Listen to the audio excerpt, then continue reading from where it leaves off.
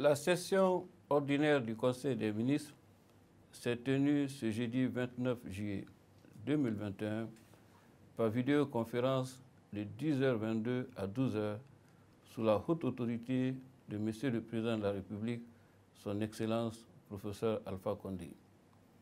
Les points inscrits à l'ordre du jour étaient les suivants. 1. Message de son Excellence, M. le Président de la République. 2.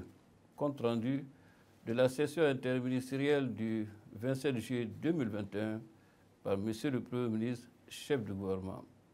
3. Communication. 4. Compte rendu.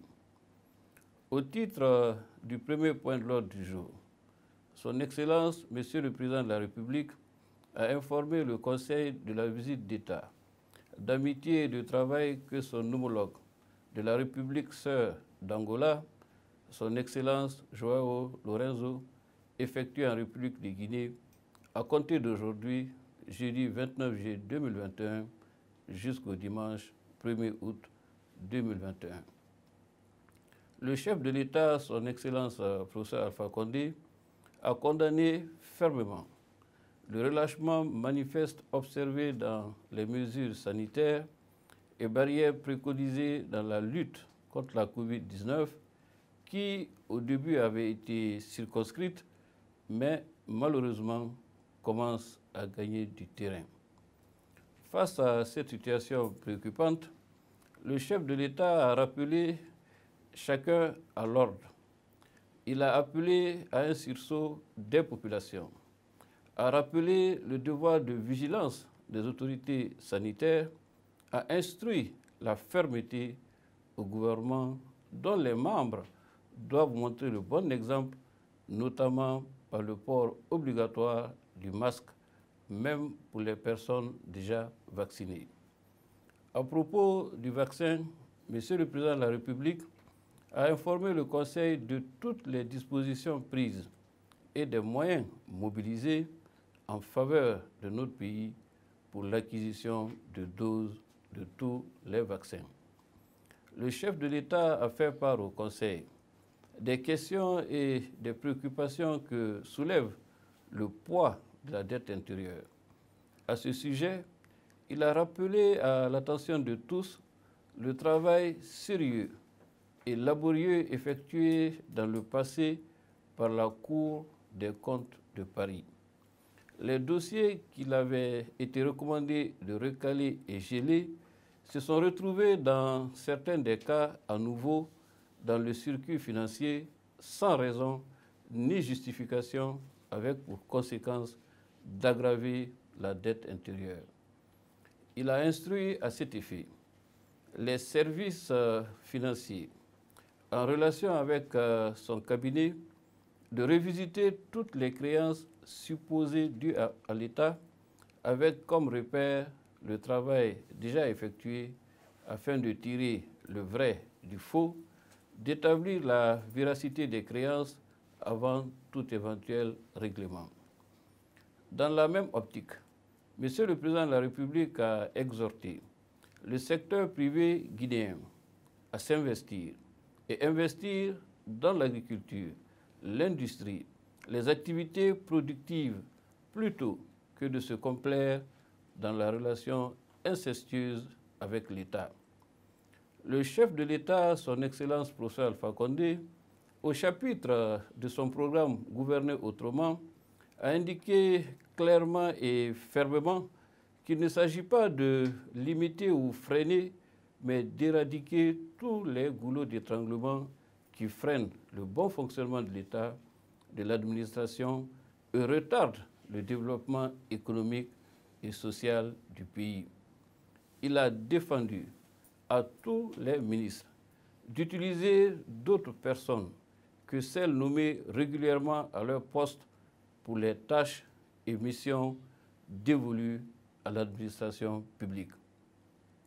Monsieur le Président de la République a indiqué au Conseil que la direction des marchés publics, anciennement sous la tutelle du ministère de l'Économie et des Finances, est passée sous l'autorité de la Présidence de la République en raison des défaillances et des dysfonctionnements relevés et d'insuffisances aussi constaté. Le chef de l'État, son Excellence professeur Alpha Condé, a informé le Conseil que désormais, les travaux de construction dans les garnisons militaires seront exécutés par le génie militaire, qui dispose de la compétence, de l'expertise et des moyens requis pour répondre à toutes les sollicitations. Monsieur le Président de la République a déploré l'état des voiries urbaines de Conakry, surtout en cette période hivernale, et a rappelé à l'attention de tous que les conditions et procédures de passation des contrats et de marché dans le domaine des travaux publics notamment déterminent dans une large mesure la qualité et durabilité des ouvrages réalisés, ainsi qu'une bonne administration et gouvernance politique et économique. Dans la foulée, Monsieur le Président de la République a réitéré son exigence que les dossiers d'appel d'offres soient préparés et lancés à temps, de même que l'attribution des contrats et marchés publics doivent respecter scrupuleusement les principes de consultation ouverte, garantissant l'équité, l'éthique et la transparence absolue. Monsieur le Président de la République, son Excellence professeur Alpha Condé, a vivement recommandé au ministère concerné par les états généraux projetés par le gouvernement de faire appel à des compétences et personnes ressources extérieures pour des contributions utiles à mener la réflexion, à faire le point de la situation et pour prendre part aussi à ces assises. Il s'agit chaque fois de faire le point de ce qui a été fait, de ce qui n'a pas été fait et de ce qui reste aussi à faire. À la suite des messages de son Excellence, Monsieur le Président de la République, le Premier ministre chef du gouvernement a été sollicité pour son compte-rendu. Auparavant, il a fait une communication à son tour.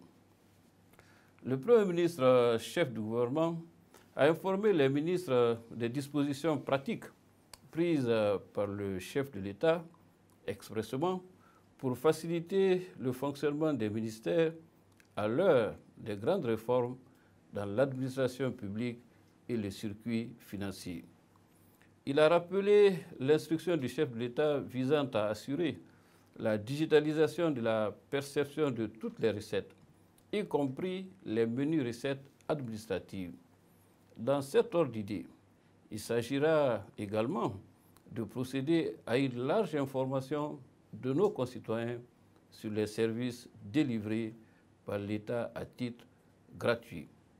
Dr Ibrahima Kassouri Fofana a ensuite insisté auprès des ministres en charge du système éducatif, de la justice et de la santé sur le fait que la mise en place d'une commission ad hoc dans le cadre de la préparation des états généraux de leur secteur ne les exempte pas des travaux préparatoires à réaliser en amont. Les 10 travaux devront servir à l'élaboration de documents de travail pour la commission à mettre en place par Monsieur le Président de la République. Le Premier ministre chef du gouvernement a en outre demandé au ministre des Affaires étrangères et des Guinéens de l'étranger de poursuivre le travail de rationalisation de la participation guinéenne aux organisations internationales conformément aux instructions de Monsieur le Président de la République.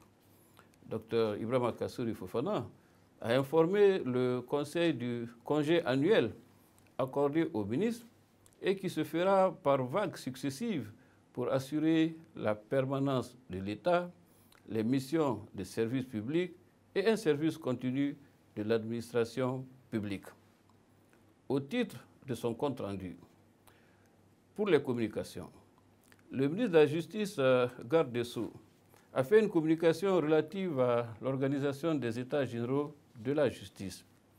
Le ministre a rappelé qu'en mars 2011, le gouvernement de la Troisième République avait organisé les États généraux de la justice qui ont connu une large participation de la famille judiciaire, des pouvoirs publics, de la société civile et des partenaires techniques et financiers.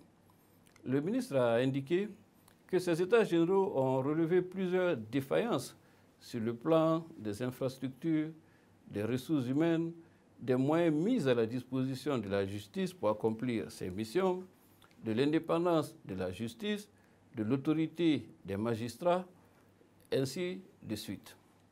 Le ministre a souligné que les États généraux avaient formulé des recommandations pour remédier aux lacunes constatées et rétablir ainsi la confiance des populations et des investisseurs en la justice. Parmi les fortes recommandations, il a été question de la mise en place et en cohérence avec les stratégies nationales d'un programme décennal de réforme de la justice allant de 2014 à 2024, ainsi que la création d'un dispositif institutionnel de pilotage de cette réforme. Ce programme décennal s'appuie sur deux documents majeurs: la politique nationale de réforme de la justice et le plan d'action prioritaire 2015-2019, formant respectivement le cadre stratégique et programmatique de la réforme. Ainsi, dans le cadre de la mise en œuvre des recommandations, le ministre a affirmé la mise en cohérence des textes législatifs et réglementaires avec la Constitution, les engagements internationaux de la Guinée et les réalités du pays, ce qui s'est notamment traduit par des textes ci-après. La loi organique relative au statut particulier des magistrats, au Conseil supérieur de la magistrature, à la Cour suprême et à la Cour des comptes. La loi d'organisation judiciaire portant sur le code pénal, le code de procédure pénale, le code de justice militaire et le code de l'enfant. La loi portant lutte contre la corruption, le blanchiment d'argent et le terrorisme. La loi sur les juridictions de commerce, les décrets relatifs au régime juridique des établissements pénitentiaires, au statut du personnel de l'administration pénitentiaire, à la création du centre de formation judiciaire, des maisons de justice et du casier judiciaire central. Aussi, au nombre des acquis, le ministre a noté la mise en place et l'opérationnalisation de la Cour constitutionnelle, de la Cour des comptes, du tribunal de commerce de Conakry, de la Commission nationale de l'OHADA et de 8 nouveaux tribunaux de première instance en lieu et place des justices de paix. Au terme de l'exposé, le Conseil a félicité le ministre et l'a encouragé à poursuivre la préparation de l'Organisation des États généraux de la justice qui aura pour objectif de faire le point d'exécution des recommandations issues des États généraux précédents et fixer les contours des réformes à engager. Le ministre de l'Environnement, des Eaux et Forêts a fait une communication relative à la participation de la Guinée à la COP 26 prévue à Glasgow, en Écosse, du 1er au 12 novembre 2021.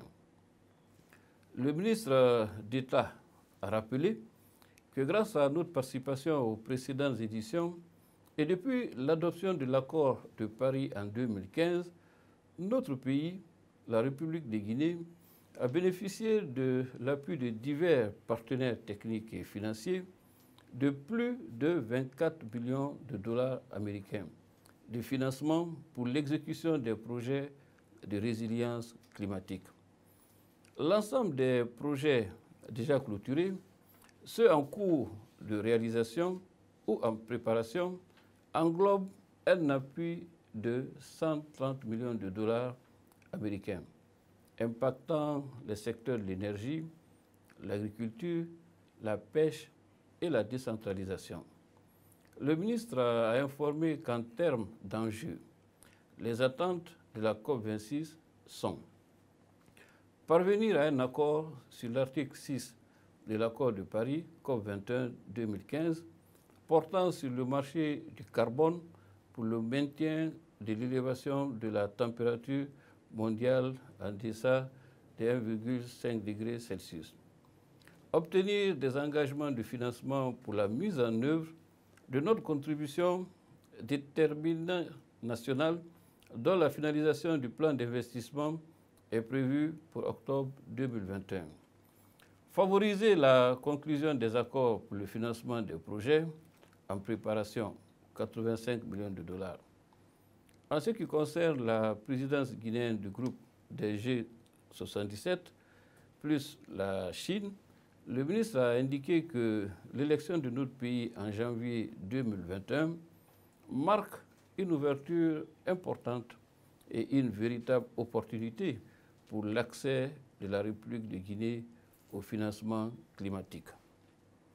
Au terme des débats, le Conseil a félicité le ministre d'État pour le niveau de préparation à date de cet événement et l'a encouragé à poursuivre le travail qui laisse entrevoir des avantages considérables pour notre pays.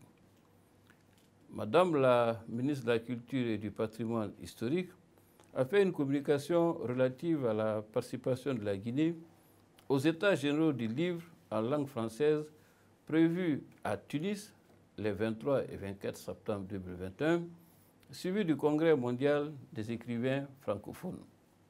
La ministre a informé que les États généraux du livre regrouperont 3000 acteurs du livre et auront pour objectif de développer l'accès au livre et à la lecture pour tous les publics francophones, mettre en valeur la richesse et la diversité de la création intellectuelle et littéraire en langue française, favoriser le développement d'un secteur éditorial francophone dynamique et équilibré, basé sur la coopération et la réciprocité, et intégrer les opportunités du numérique.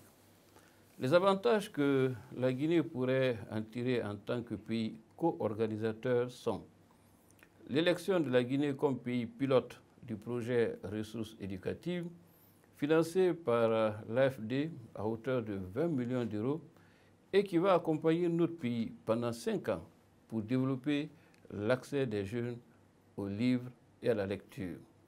La mise en avant de notre pays dans toutes les communications officielles des États généraux. Une meilleure visibilité des professionnels guinéens du livre.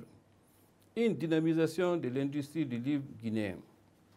Au terme de l'exposé, le Conseil a donné son soutien à la ministre et recommandé la participation active de notre pays à cet important événement.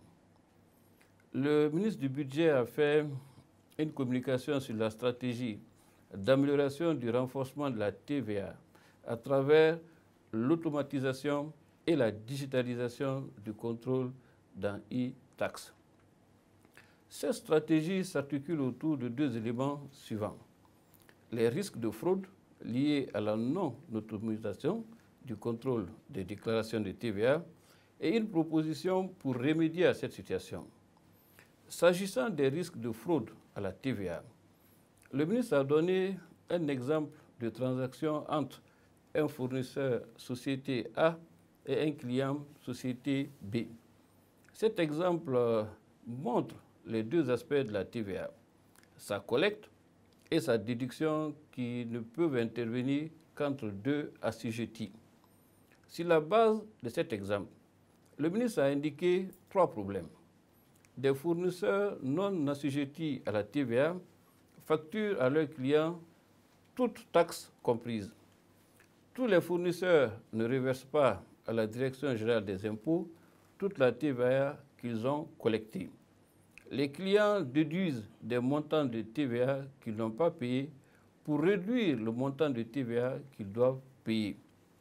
En ce qui concerne la proposition de solution, le ministre envisage d'organiser des contrôles automatisés en amont de la déclaration des TVA dans le portail e-tax mis en place depuis septembre 2020.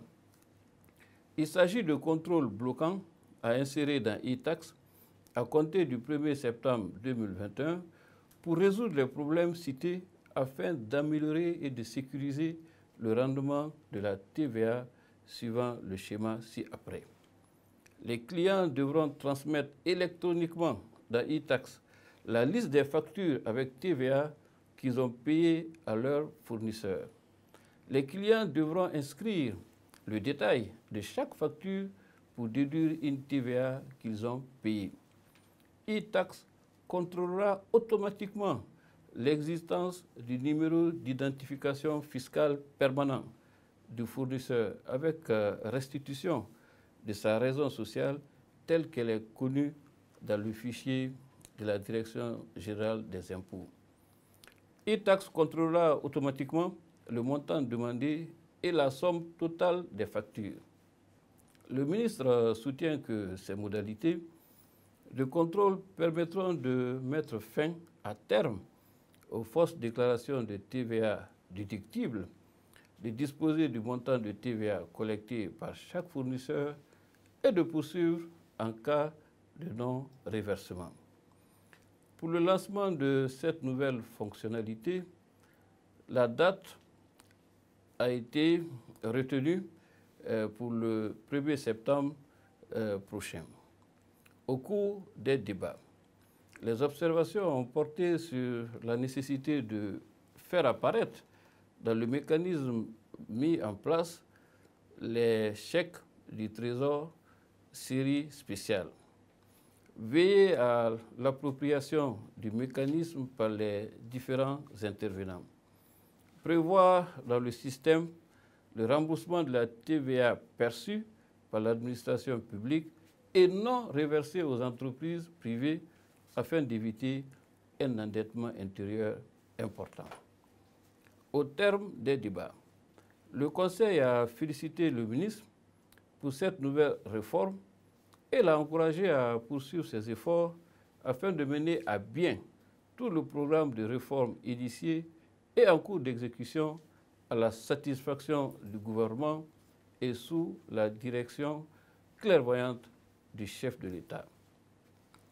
Le ministre des Pêches, de l'Aquaculture et de l'Économie maritime a fait une communication relative à l'organisation de la table ronde des partenaires techniques et financiers pour la mobilisation des financements en faveur du secteur des pêches et de l'aquaculture.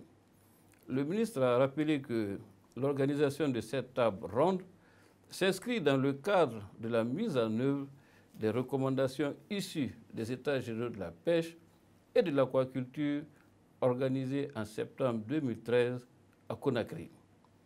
Initialement prévu le 30 novembre 2020 et reporté pour raison de la COVID-19, l'événement du 16 novembre 2021 prochain sera précédé par la tenue à Conakry d'une réunion préparatoire des experts les 28, 29 et 30 septembre 2021.